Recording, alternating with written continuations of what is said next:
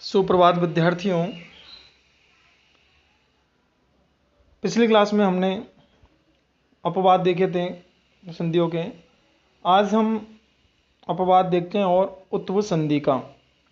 अपनी नोटबुक खोलेंगे और नोटबुक में देखेंगे कि हमने उत्व संधि में एक सूत्र पढ़ा था, हसी च।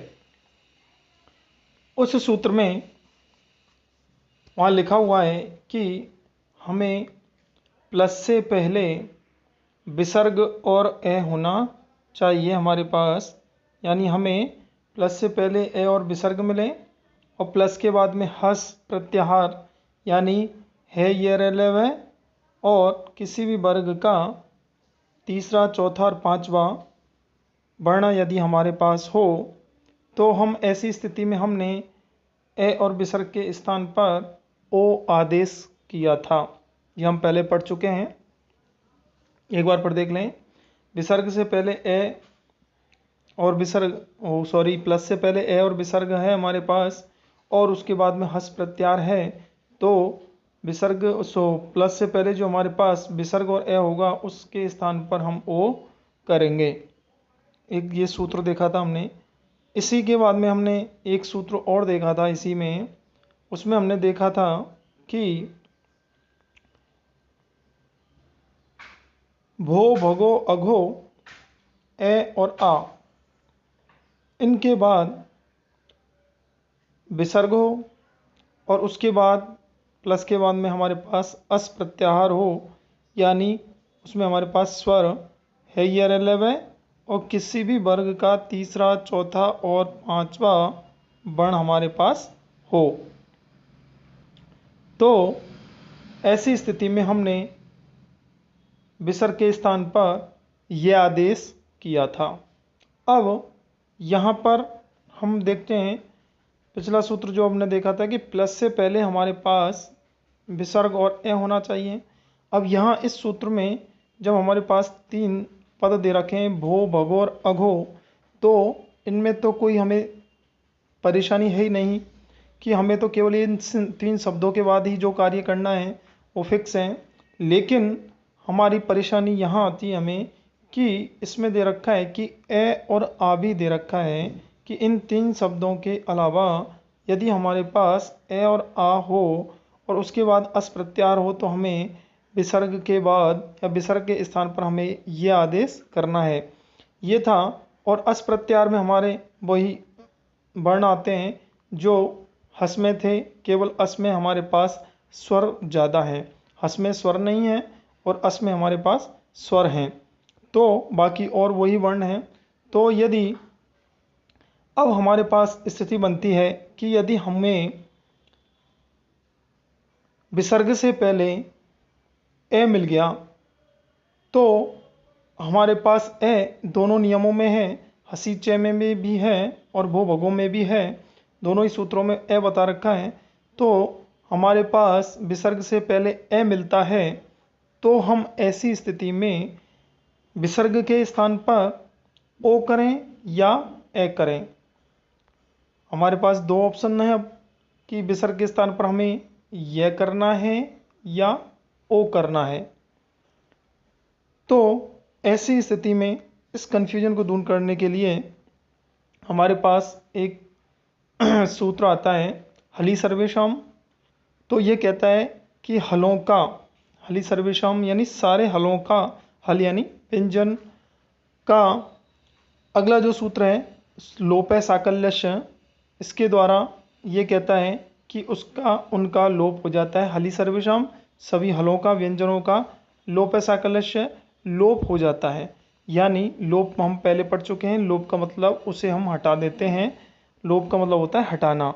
तो ये कहता है कि इस सूत्र के द्वारा यदि ये के बाद, अभी हमने जो भो भगो अघो सूत्र पढ़ा है उसमें हमने विसर्ग के स्थान पर यह किया था, तो उस जो हमने यह किया है इस यह के बाद कोई व्यंजन आता हो तो हम उस यह को जो हमारे पास यह है उस यह का हम लोप कर देंगे, यानी हम उसे हटा देंगे। लोप का मतलब होता है हटाना, हम उसे हटा देंगे।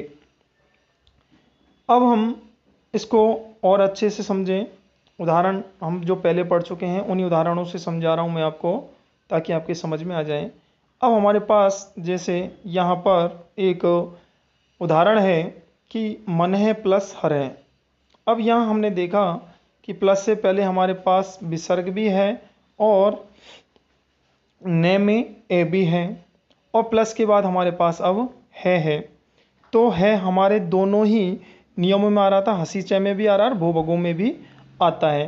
प्लस के बाद में है वहाँ भी है और यहाँ भी है, दोनों ही नियमों में हमारे पास है।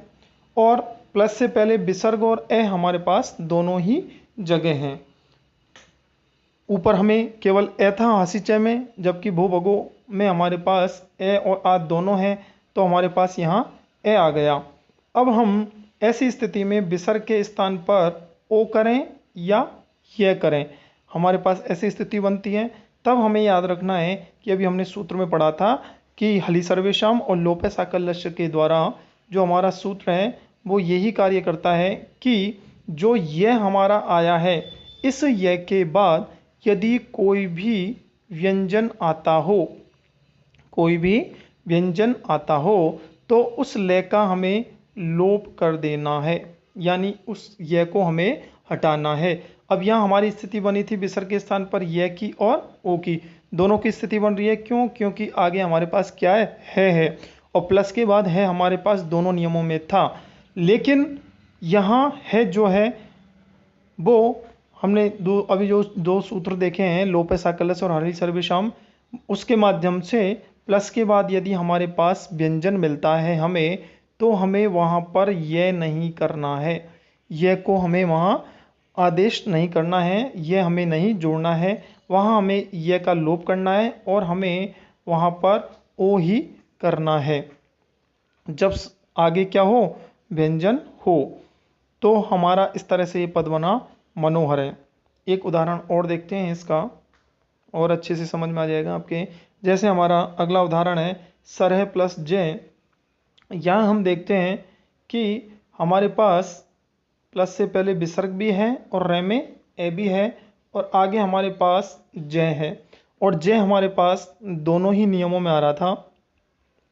जो वर्ग का तीसरा वर्ण होता है, तो हमने देखा था किसी भी वर्ग का तीसरा चौथा पांचवा वर्ण हो तो जय हमारे पास वर्ग का तीसरा वर्ण आता है यहाँ पे, और प्लस से पहले हमारे पास विसर्ग और रे में ए है हमारे पास यहाँ पे। तो अब हम ऐसी स्थिति में हमें क्या करना है, हम पहले ओ को भी देखेंगे और यह को भी देखेंगे। तो विसर्ग के स्थान पर हमने यह भी आता है और यो ओ भी आता है नियम के अनुसार। लेकिन अगला नियम जब इसका देखेंगे, इसका अपवाद में देखेंगे, तो हम देखेंगे कि जो हमने यह किया है उस यह का हमें लोप कर देना है, उसे हटा देना है। क्यों? क्योंकि आगे हमारे पास क्या आ रहा है, जय आ रहा है, और जय किस में आता है, किस में आता है, व्यंजन में आता है।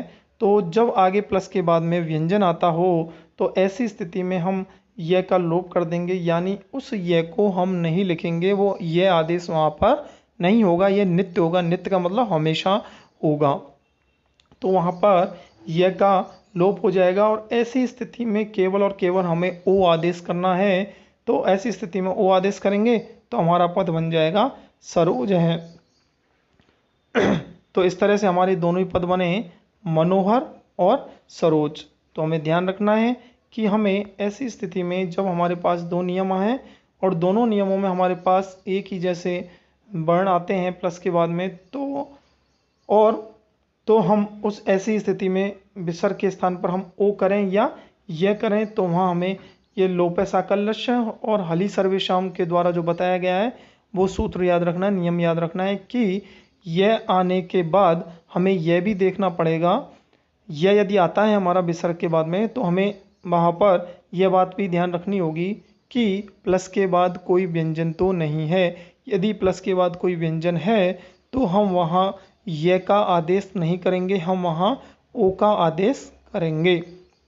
जब कब करना है ये हमें ये जब करना है जब प्लस से पहले हमारे पास ए और आ हो, और कोई वर्ण होगा तो नहीं होगा, केवल ए और आ होगा।